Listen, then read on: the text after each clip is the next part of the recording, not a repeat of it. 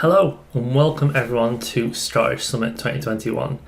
I am MCJ Matt Collins Jones and this talk is on Can Anyone Build a Bot?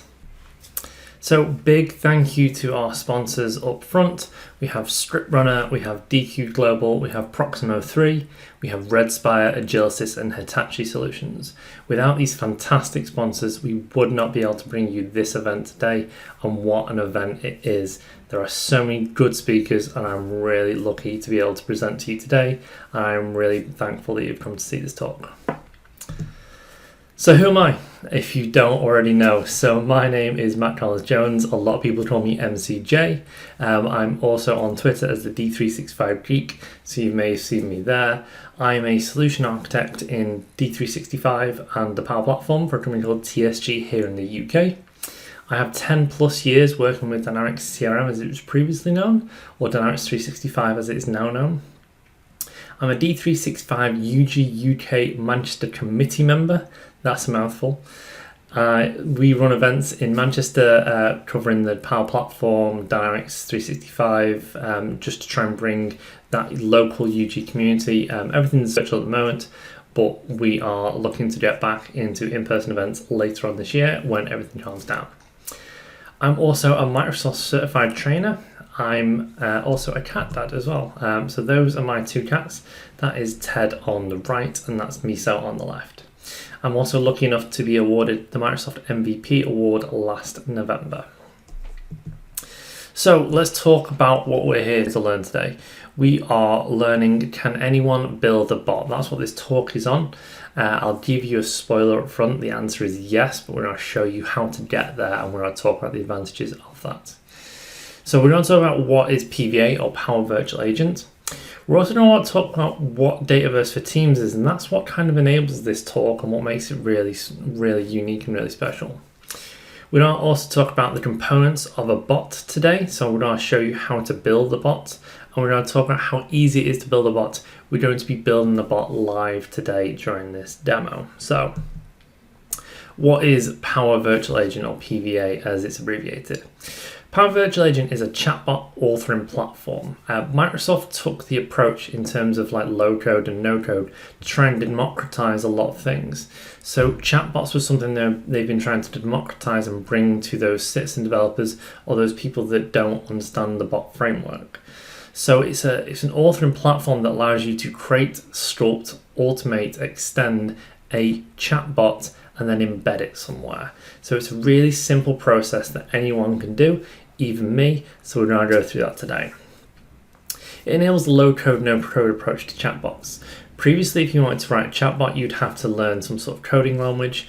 Microsoft do have a bot framework that you can tag onto and you can extend, but this is a low-code, no-code approach. I'm going to show you how to build this today with no code. It can be taught through an easy user interface. As you can see on the left, this is a test of how you're using a bot. This is what it will look like when you're testing a bot or when it's embedded into your website. But we can show you a really easy user interface on how we configure this and how we customize it. It integrates with other systems or data sources through Power Automate. Power Automate really is the backbone of the Power Platform. It really makes everything work. And we can use Power Automate to connect your Power Virtual Agent bot to over 300 data sources, as well as any custom data sources you have as well. It can be embedded into multiple places like Teams or Slack, Facebook or websites. So it's really extendable and really useful to be able to like extend and put somewhere else to be used and absorbed by others. It can be extended using the bot framework. So as I previously mentioned, the previous Microsoft offering for bots was to use the bot framework and then deploy a bot through there. However, this new Power Virtual Agent it sits on that bot framework. So if you have an ability to extend, and you have the expertise or the experts to be able to extend using the bot framework, you can actually take the Power Virtual Agent bot and extend it using the bot framework. So you're kind of starting off great with a great starting point of a Power Virtual Agent, and then extending it to do whatever it is you need it to do. So it's a fantastic tool and fantastic platform to allow for new bots and new agents in here. So what is Dataverse for Teams, or D4T as I put here? So Dataverse for Teams is a platform that allows you to build applications and build automation on top of a relational database that is scalable. This is included in your Teams licensing, allowing you to create a database or create a table or multiple tables to allow you to store data. Previously, a lot of people have stored linear data in things like Excel, SharePoint, but these tend to have issues when you try to scale them up to enterprise level. What Dataverse for Teams is it's a smaller scale a CDS or D365 database with fewer applications and fewer additions to it. So what it is it's coming from that D365 CDS or Dataverse framework and application, but we're bringing it into a bit of a smaller scale and bringing it into Teams. So it really allows you to use Power Apps, Power Automate, and PVA directly inside your Microsoft Teams, and then allows you to extend and automate and chatbot through that, which is fantastic. It's designed for small apps, so it's designed to give you an idea of how to build an app, a small app based on a relational database, based on something that is scalable, but it can be upgraded to an enterprise level application. There is a button in the Power Platform Admin Center where you can monitor all your environments, and there is an upgrade button where you can upgrade a Dataverse for Teams application into a full Dataverse database with all of the pros that you get with that full scalable database. It is based on D365, as I said, or CDS as it was known, or Dataverse as it is now known, and it's also based on the CDM sort of. So it was the common data model, or the CDM as I mentioned there, is a relational database schema that is a joint effort from Adobe, SAP, and Microsoft. And it is a collection of core tables and a core schema that would be applicable to most businesses and most applications for this. This isn't fully in Dataverse for Teams at the moment, but it is on the roadmap to be there in the future. It can be used by people in Microsoft Teams, so you can use this in your Microsoft Teams. It's also included as part of your Office or your Teams licenses that you have, but it does have limitations when compared to D365 or Dataverse. So this was previously known as Project Oakdale or Dataflex, if you're aware of that, and it does have some limitations, and there's great articles that you can read, but some of those limitations are you only get 2 gigabytes of storage or up to 1 million rows of data. There is no API access except for the Azure API Manager. There's no plugin access. There's no SSRS reports. There's no field level security. You only get one business unit in terms of security and securing data and siloing data off. There's no inbuilt auditing, no data export to data lakes, no data export service, no webhooks, no server-side sync. So what you're basically getting is a small database. A small database that you can build on and then extend and then upgrade to an enterprise level application once you do. Now the reason Dataverse for Teams is important is it actually includes Power Apps, Power Automate, and PVA as part of that license as well. And so if you're building it inside of Dataverse for Teams, you get the PVA license, which would previously be hundreds of pounds to create a chatbot, but you can create a chatbot for your own personal use inside of Dataverse for Teams, which is fantastic. So what are the components of a bot? So what's in the bots? So firstly, you get topics. Topics are the chat sort of window, the chat design and pathway. So it is a series of things that will take you through certain answers and questions, capturing data, feeding back to the user, and you can specify different topics. So you could have a topic on pizza, for instance, and then you can have a topic on hamburgers. And on the pizza one, it asks you about your toppings. On the hamburger one, it asks you about your additions to your burger and things like that. So slightly different. You can kind of customize your bot to do different things. There are 2 different types of topics. There are system topics and user topics. System topics are ones that you can't really, these ones that you can't turn off. They're ones that are in there by default. There are things like hello, goodbye, escalate to a user, that sort of thing. And we also have triggering phrases which trigger the topics. User topics as well. User topics are ones that you create. So there are system ones that you can't turn off. User ones you can turn off, and there are also triggering phrases. There are also what we call entities. So entities are a way to sort of categorize data and store data. Well, not really store data, but kind of categorize it and understand it a little bit. So it's the idea that you may want to have certain answers or questions based on different entity data that may come in. So potentially you want to ask for someone's age. Age is an entity, so it can understand the whole concept of numbers, understand the concept of age, and then because you know it's an age entity, you can kind of write your response in response to that. There are actions. So actions allow you to extend your bot using Power Automate. And we also have the authoring canvas as well. So the authoring canvas allows you to actually see how your Power Automate is designed. So how easy is it to build a bot? Well, let's find out. Let's get on with the demos because that's what people really want to see. So I'm in my Microsoft Teams here and I'm in Power Virtual Agent. So this is like an add-on that you can install into your Microsoft Teams. You just go down here to add more apps and you can search for Power Virtual Agent and then you can install into here. I've done some pre-work, so I already have a bot set up and that's all provisioned in Dataverse. Otherwise we'd sit here and we watch those loading screens for a minute. So we have 3 tabs up at the top: Home, Chatbots and About. We're over to Chatbots. This is going to load up a list of my chatbots that I have available in any of my Dataverse for Teams instances, and we have a chatbot here called Helper. So we'll open that up and we'll start taking a look at it. So there we go, it loads up, and instantly you can see that familiar test bot on the left, and we also have some information here about the blogs, the articles and things like that will give you a helping hand on your chatbot journey, so feel free to check those out. Along the left is where we have the navigation. So this home button is this screen that we see here. The one down below it is topics. So these are the different topics, and we're going to come back to topics in a few minutes, but we can see we've got some things here. So these top ones are user topics, so we can see that they have a name. We can see that they've got triggering phrases. So a triggering phrase is what is going to start the chatbot down that path. We can see they have statuses, so as said, we can switch them on, turn them off. They also have fields editing and errors, and we have who is modified by.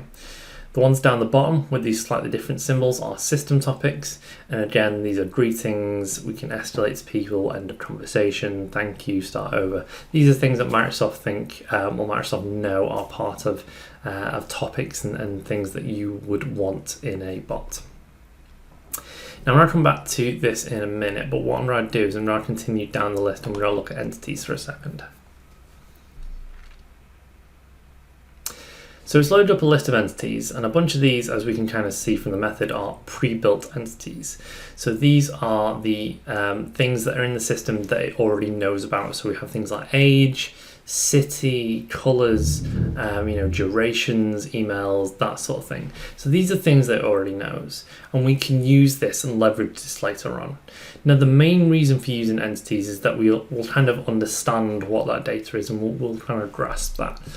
I've created a custom entity called Superpowers.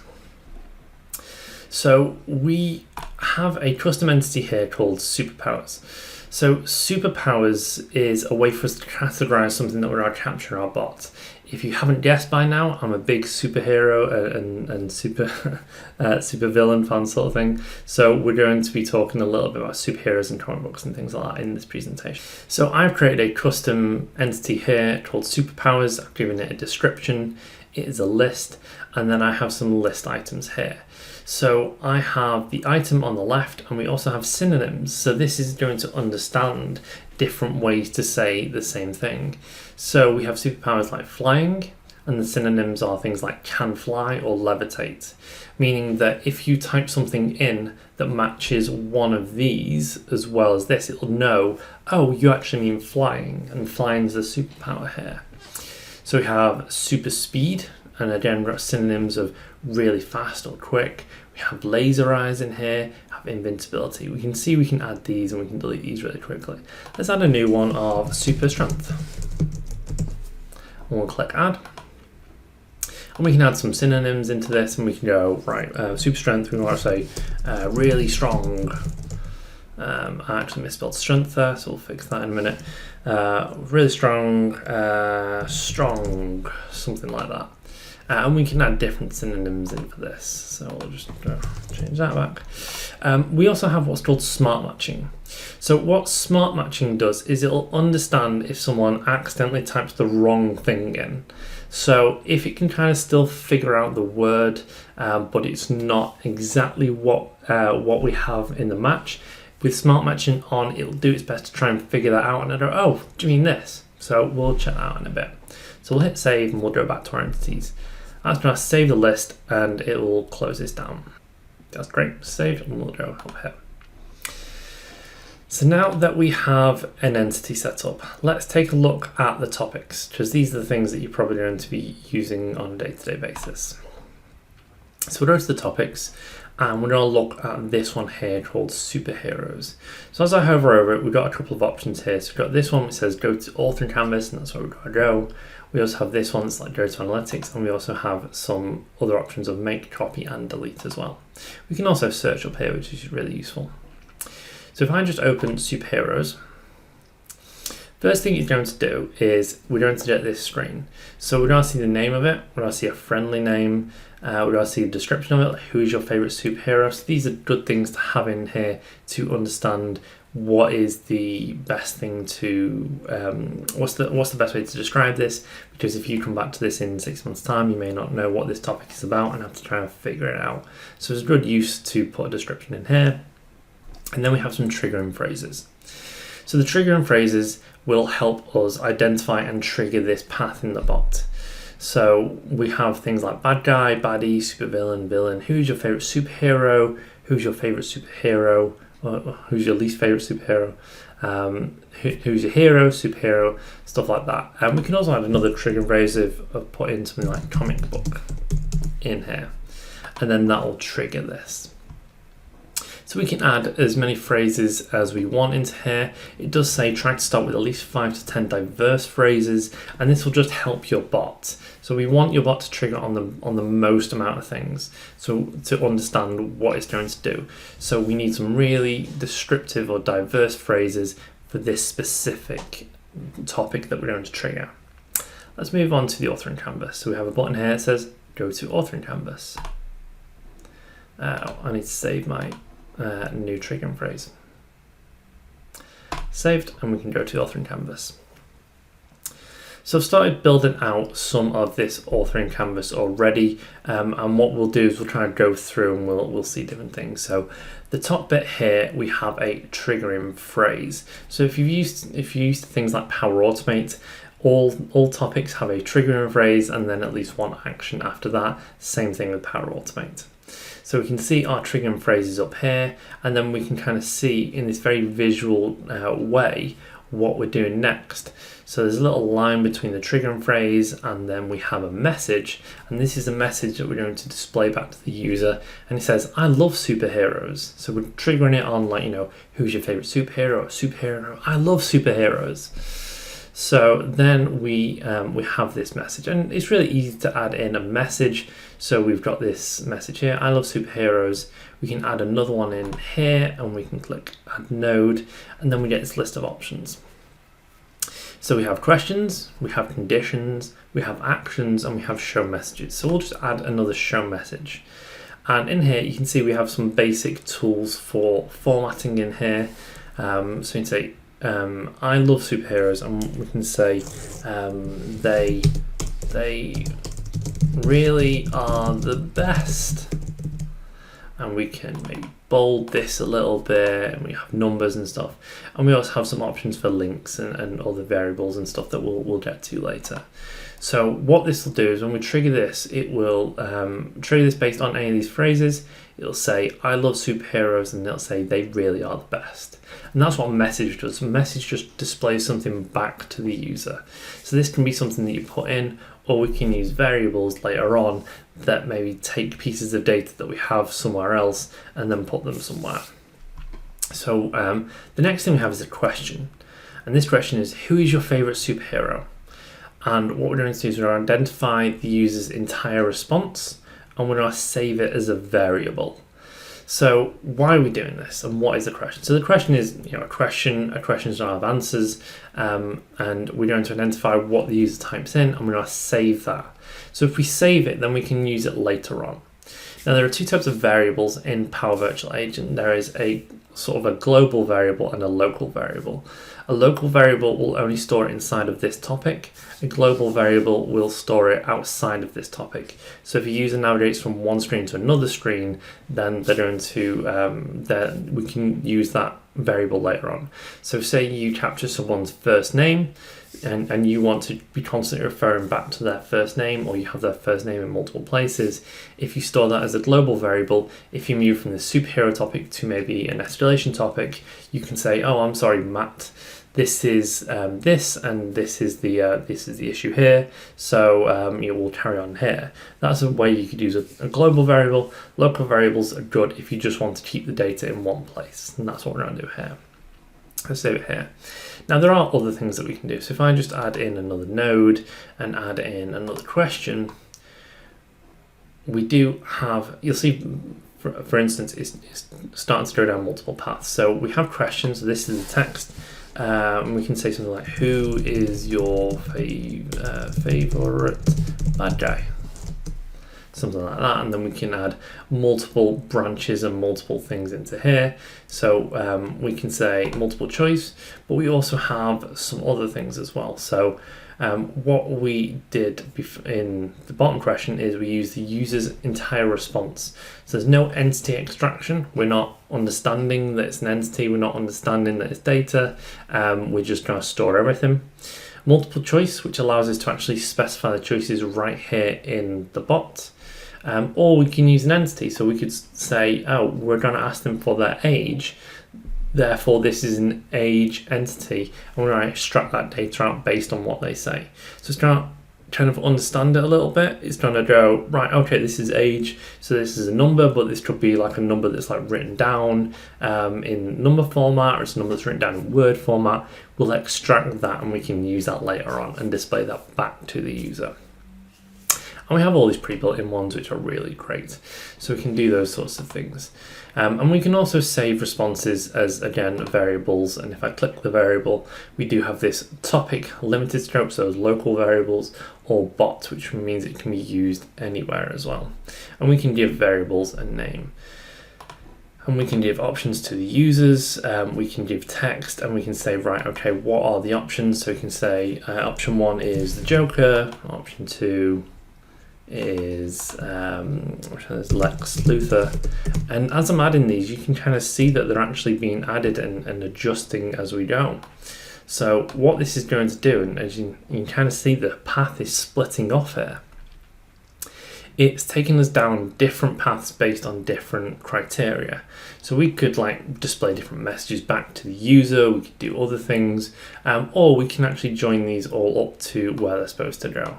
So if I take this and put this here, no, not that way. I undo.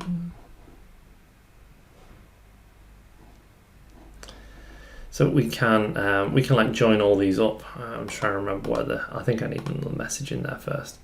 But yeah, we can join all these up, or we can do whatever with it. What I'll do in this instance is I'm just trying to delete this question. We do also have other things. Options for users, strip questions, and okay. So we've deleted the question, and now we're back to our main trail here. So we do have a question, and in this question, what we're going to do is we're going to store that response. And then we just say back to the user, oh wow, that variable that you put in there is one of my favorite superheroes. And then we go, oh, what are their powers? So what are some of their superpowers? So we're asking another question, and again, we're going to store that as another variable called superpowers. But this time, what we're actually doing, or what we're saying here, is we're using that entity extraction. So we're using the superpowers entity that we got last time. So we're going to extract that superpowers entity and go, oh yeah, that's a great superpower. And then we're going to display a message back to the user to say, oh, that superpower is a cool power. I wish I had those powers, but I'm a bot. So that's a really cool thing. So how about we test out some of this stuff first? So let's trigger this. So we will trigger this phrase, we'll trigger this with something that we put in previously. So we'll put comic book into here, and that's a triggering phrase. So I send comic book to here, and we're gonna see that this is starting to update. So we can see these green ticks, and this is the path that things are going down. And it says, "Ooh, comic book. I love superheroes. What your favorite superhero?" You actually notice it's missed out this one, and that's because we didn't save it as part of that. So let's save and let's go back just to show you why that's done that. So we'll save. And then there is a reset button up here. What this reset button does is it'll clear your current window and allow you to start again, but on saving it's done that as well. So we'll come down here, we'll click comic book. And now we should see all of these messages. So you see green tick, green tick, green tick, green tick. And this will track through your bot as you're building this. This is a really simple and really easy way to use this. It says comic book. Oh, I love superheroes. They really are the best. We can see that bold there on the really. Who is your favorite superhero? And then it's waiting for a response. So it kind of waits here and it doesn't proceed any further down until we get there. So I'm going to say Superman. Superman's one of my favorite superheroes. And then we're going to continue down again. It says, oh wow, Superman is one of my favorite heroes. And we've got here on the bottom of the screen here, wow, Superman is one of my favorite heroes. So it's actually stored that response from me and then put it back to the user again. So that's a really cool use of those variables to put things back. What are some of their superpowers? So we could put in some of their superpowers, and it's going to do that entity extraction and pull through those superpowers. So let's carry on with it. Let's say levitate. Now that's how you spell levitate. If I pull out the I from levitate and just put levitate, put that in there, it's trying to go, oh wow, flying is a cool superpower. I wish I had that, but I'm just a bot. But I didn't type in flying and I didn't type in levitate. But what it's done is it's used that entity extraction and it's used that smart matching, and it's understood that I tried to type levitate, but I mistyped it. And it knows that levitate is a form of flying as the superpower. And it's gone, flying is a cool superpower. I'm like, yeah, it is. And also this bot is a cool superpower because it's given me the ability to do so much. Trying to code in synonyms and trying to code in smart matching and trying to code in all this stuff myself. I'd be here forever to try and do this because I'm not a coder. But through Power Virtual Agents, I have the ability to democratize this and to use this in a nice and easy user-friendly way. So nothing that I've shown you today so far is code. And that's really good. So this is where we kind of got up to, and we're going to go ask another question here, and this is going to be a Boolean type question. It says, do you want to know, again we're going to use that variable that we're storing previously, that superhero's secret identity, yes or no? So yeah, that yes no Boolean that we've written here, we're going to put that down here, and we're going to say, right, if that yes no Boolean is equal to false, so no, I don't want to know this, then we're going to go down this path, else we're going to go down another path, because it's only yes no, we only need a single response. So you can kind of see in my bot that it's providing me or presenting to the user these little boxes for yes or no. So they can click these or they can write yes or no, and it will go down the different path based on that. So now we're splitting the path and different things are going to happen based on what we're doing. So if I say no, I don't want to know the secret identity, we're going to present a message to the user to say, I'm sure you already know. If we say yes, then it's going to go down this one, and this is where we're going to call an action. So actions, as I said, is a way to extend Power Virtual Agents to connect to other data sources. By default, Power Virtual Agents are going to be stored in your Dataverse instance or your Dataverse environment. So in this instance, my Power Virtual Agent inside of this Dataverse for Teams environment, all the data, all the responses, all the interactions are going to be stored against that Dataverse for Teams environment. Power Virtual Agent by default needs a Dataverse environment to be stored in. So if you have the full PVA that you embed in somewhere else, that'll be stored in a Dataverse environment. But Power Virtual Agent allows us to extend the data and look at anything else. So we can look at Dataverse, we can look at SharePoint, we can look at any API that we can connect to and stuff like that, and we can do certain things.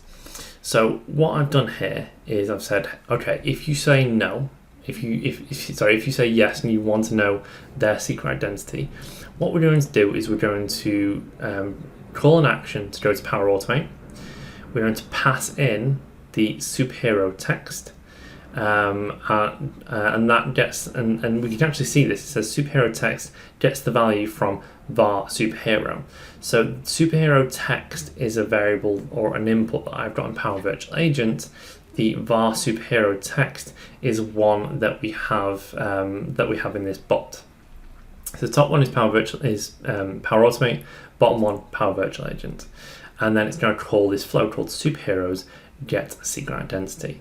Now I'm going to come out of Power Virtual Agent now, and I'm going to go into Power Automate to show you this. So we'll click on View Flow Details. So now the Power Automate's loaded up, we can see my flow. So we can see our flows, we can see our flow run history, we can see the details about it, we can see owners, everything that you would usually expect from Power Automate. So let's click on Edit and let's take a look at this flow. So this flow has a few steps. The first step is a trigger from Power Virtual Agent, and the last step is a return the value to Power Virtual Agent. So I just extend this a second. This is a input, so we've got a superhero input, and we can click add input, and we can add additional inputs. So we have the ability to add text, add yes or no's, or add numbers. Now this means that from Power Virtual Agent we have the ability to pass those details in. So we can pass in text, we can pass in yes or no's, or we can pass numbers, meaning that the logic that we use in Power Automate can be based on what we're getting from Power Virtual Agent, which really makes it powerful. So in this instance, I've added a text one and I've called it superhero. So if you remember, superhero was my input in Power Automate to get from Power Virtual Agent. And when I've created that flow, I've mapped the superhero input to that variable of var superhero. Now, then I'm going to go off and list rows. So the reason why I'm doing this is I've set up a table inside of my Dataverse environment inside of this Dataverse for Teams environment. And the table is a list of superheroes. So we've got some data from those superheroes. So we're going to list those superheroes where the name equals that superhero name. And then what we'll do is we'll bring in back a few pieces of data, which is what these compose steps are. So we have composes and we've got some first. So we're using list rows, which means things are going to come out in an array, but I know that all my data is unique, so I'm just trying to take the first of each thing. So in this first one, we're saying, okay, we'll split this. So yeah, it's a bit hard to see because we're in the old editor here, but we've got the first of the output of the list rows, and then we're just trying to get the first name. So all that's trying to do is it's trying to say, okay, what's that first value from that list rows, and then give me what their first name is. This just allows me to avoid loops. So the first one's first name, then the second one is last name, and then the third one is concatenating both of those two things together. So we're concatenating the first one, the first name, and the second name. So we just put it all together. I could put this in a single step, but I just thought it was good to show you in these things. And then we return that value back to Power Virtual Agent. We say, right, okay, their name, which is the output that we're sending back to Power Virtual Agent, is the concat of these two things together. And there we go. And that's all we need. So let's close this and let's go back to our chatbot. So we're back on our chatbot and we have, do you know Superman's secret identity? So we're still at this bit and we go, do you know what? Do you want to know? I go, yes, I do. Who is Superman? Please tell me. And it's going to go down. Oh, spoiled the end in there. It's going to go down. It's going to run that flow. It's going to go off to Power Automate. It's going to bring back that name data. It's going to say, oh, their secret identity is Clark Kent. So we've got those concatenations. And then I may have done something else as well, which is bring back an image. So the last thing is to add another Power Automate action here. And then what we do is we take the the also known as text. So so that's the input that I'm getting into Power Automate as that var superhero. Again, that variable that we have in Power Virtual Agent, we're going to send it to flow. We're going to pull back a logo. So we can check that out pretty quickly as well. Just transferring across to Power Automate. And we can see we've got the Power Virtual Agent here.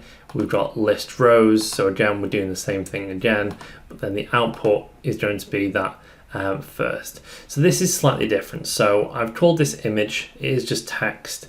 And what we've done is we've got some markdown language here. So we've got an exclamation mark, a name, and then in brackets, we've got that first logo output. So the logo is actually a URL.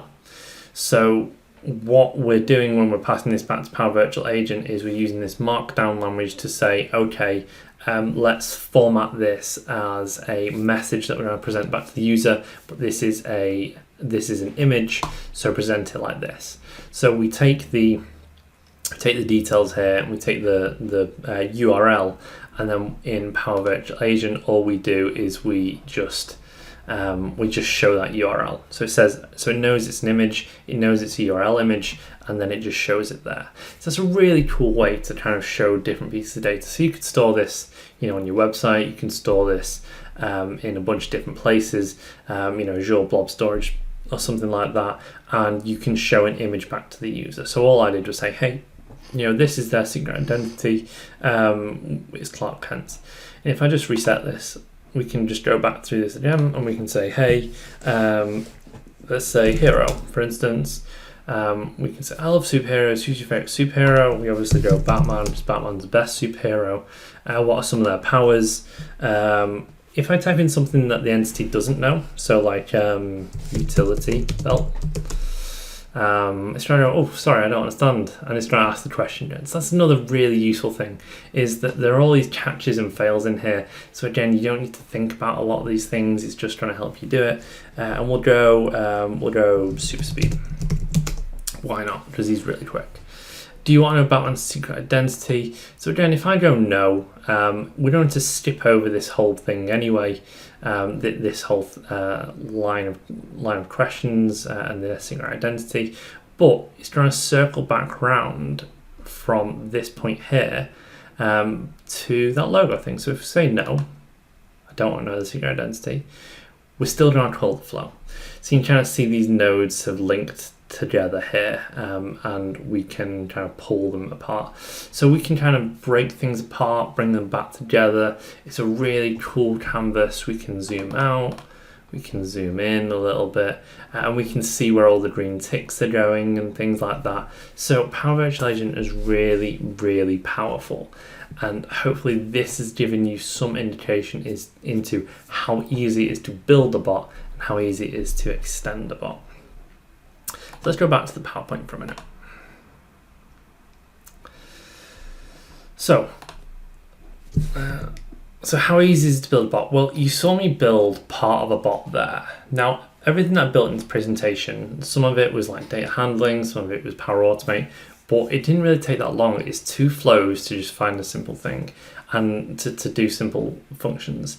And the thing about Power Virtual Agent is that it can be built over time.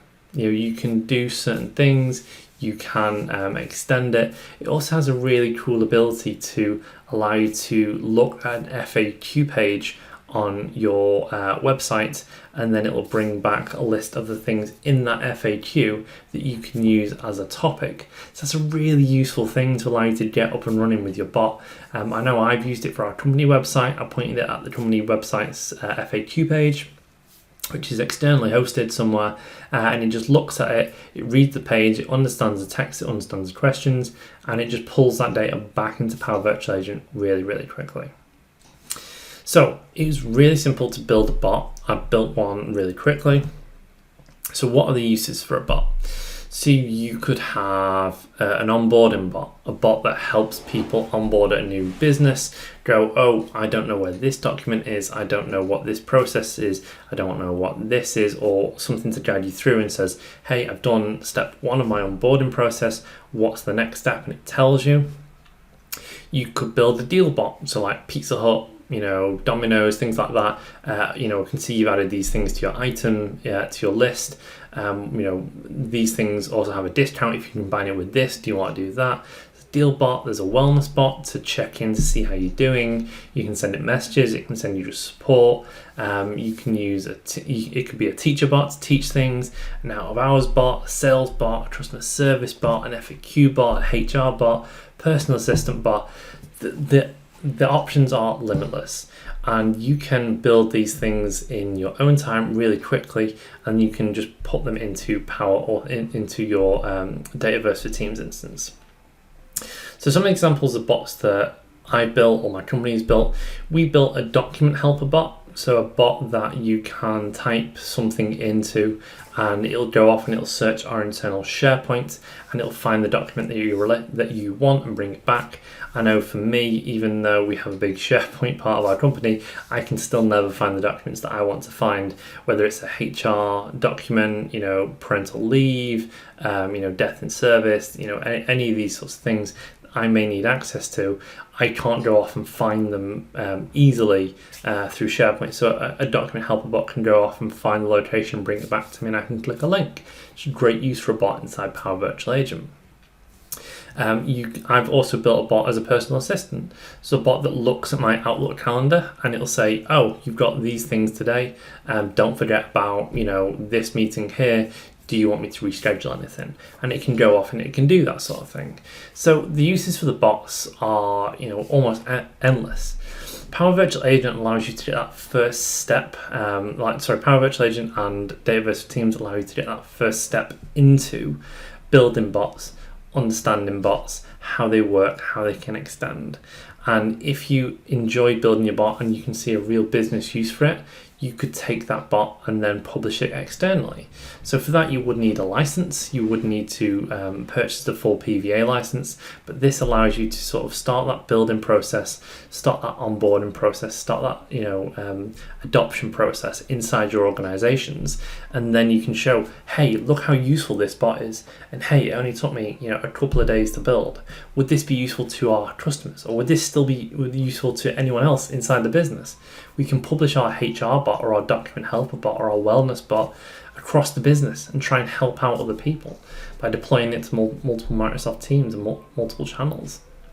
So this really has a lot of uses, and I think Power Virtual Agent and Dataverse for Teams is a great way to get your feet wet in terms of building bots.